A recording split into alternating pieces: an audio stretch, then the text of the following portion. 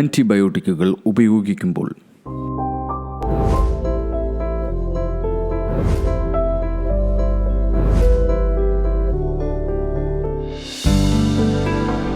Ethnic health code in public interest.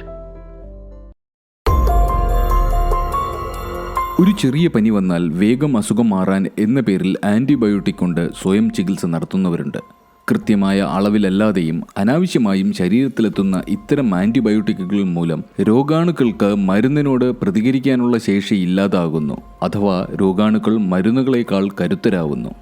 ഇത്തരം അവസ്ഥ ഒഴിവാക്കുന്നതിന് ആൻറ്റിബയോട്ടിക്കുകളെക്കുറിച്ചുള്ള കുറച്ച് കാര്യങ്ങൾ എല്ലാവരും അറിഞ്ഞിരിക്കണം. എത്നിക് ഹെൽത്ത് കോഡ് വിശദീകരിക്കുന്നു.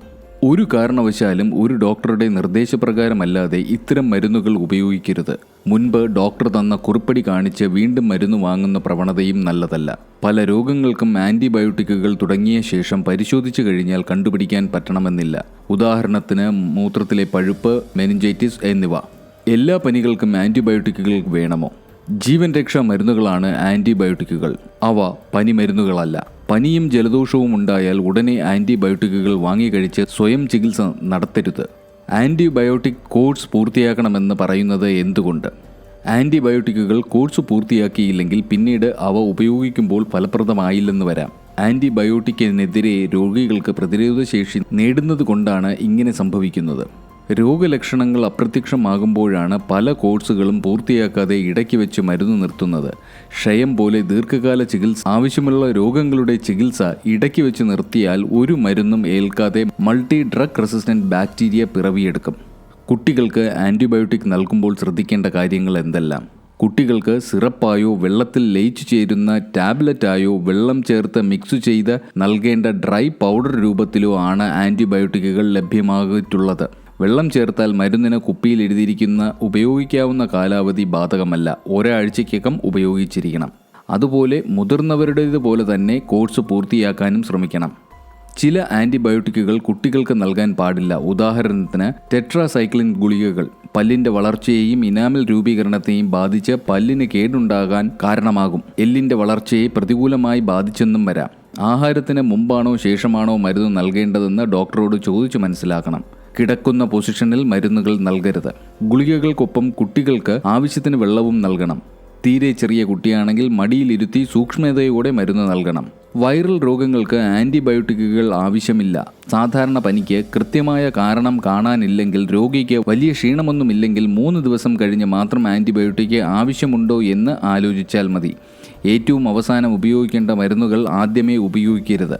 ആൻറ്റിബയോട്ടിക്കുകൾ കഴിക്കുന്നത് ഒഴിവാക്കണമെന്ന വാദത്തിന് കഴമ്പുണ്ടോ?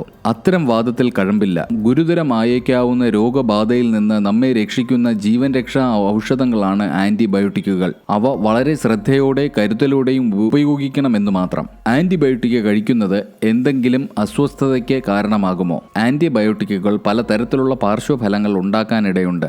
ഉദര സംബന്ധമായ പ്രശ്നങ്ങളാണ് ഏറ്റവും കൂടുതലായി കണ്ടുവരുന്നത്. വയറുവേദന, ഓക്കാനം, ഛർദി, നെഞ്ചരിച്ചിൽ, വിശപ്പില്ലായ്മ തുടങ്ങിയ പ്രശ്നങ്ങൾ വളരെ സാധാരണയാണ്. ഭക്ഷണത്തിന് ശേഷം മരുന്നുകൾ കഴിച്ചും കൂടുതൽ വെള്ളം കുടിച്ചും ഉദര സംരക്ഷണ മരുന്നുകൾ ഉപയോഗിച്ചും ഉദര പ്രശ്നങ്ങളെ മറികടക്കാം. മരുന്ന് അലർജിയാണ് മറ്റൊരു സാധാരണ പാർശ്വഫലം. ദേഹം ചൊറിഞ്ഞു തടിക്കുക, ചുവന്ന പാടുകൾ പ്രത്യക്ഷപ്പെടുക, പനി തുടങ്ങിയവ ലഘുവായ പാർശ്വഫലങ്ങളാണ്. മരുന്ന് അലർജിയുണ്ടോ എന്നറിയാനാണ് ആൻറ്റിബയോട്ടിക് ഇഞ്ചക്ഷൻ എടുക്കുന്നതിന് മുമ്പ് ടെസ്റ്റ് ഡോസ് നൽകുന്നത്. ഏതൊക്കെ അവസ്ഥയിലാണ് ആൻറ്റിബയോട്ടിക് ഒഴിവാക്കേണ്ടത്? ജലദോഷപ്പനി, വൈറൽ ഫീവർ തുടങ്ങിയ വൈറസ് മൂലമുണ്ടാകുന്ന രോഗബാധയ്ക്ക് ആൻറ്റിബയോട്ടിക്കുകൾ ആവശ്യമില്ല. ഡെങ്കിപ്പനി, ചിക്കൻ പോക്സ് തുടങ്ങിയ വൈറൽ രോഗാണുബാധയ്ക്കും ആൻറ്റിബയോട്ടിക്കുകളുടെ ചികിത്സ വേണ്ട. ഗർഭിണികൾ, മുലയൂട്ടുന്ന അമ്മമാർ തുടങ്ങിയവർ ആൻറ്റിബയോട്ടിക്കുകൾ കഴിക്കുന്നത് ദോഷകരമാണോ? ഗർഭിണികൾക്കും മുലയൂട്ടുന്ന അമ്മമാർക്കും കഴിയുമെങ്കിൽ ആൻറ്റിബയോട്ടിക് കഴിക്കുന്നത് ഒഴിവാക്കുന്നതാണ് നല്ലത്. കാരണം ഇവയിൽ പലതും ഗർഭസ്ഥ ശിശുവിൻ്റെയും മുലപ്പാൽ കുടിക്കുന്ന കുട്ടിയുടെയും വളർച്ചയെയും അവയുടെ രൂപീകരണത്തിനെയും പ്രതികൂലമായി ബാധിച്ചെന്ന് വരാം. ചില ആൻറ്റിബയോട്ടിക്കുകൾ ഗർഭിണികളിൽ ഗുരുതരമായ പാർശ്വഫലങ്ങൾ ഉണ്ടാക്കാം. ഉദാഹരണത്തിന് ടെട്രാസൈക്ലിൻ മരുന്നുകൾ കരൾ, വൃക്കകൾ, പാൻക്രിയാസിസ് തുടങ്ങിയവയെ ഗുരുതരമായി ബാധിച്ചേക്കാം. ആൻറ്റിബയോട്ടിക്കിനെ കുറിച്ച് ഇത്തരം കാര്യങ്ങൾ സാധാരണക്കാർ അറിഞ്ഞിരിക്കേണ്ടത് അത്യാവശ്യമാണ്. പൊതുസമൂഹത്തിനായി ഈ വീഡിയോ ഷെയർ ചെയ്യുക.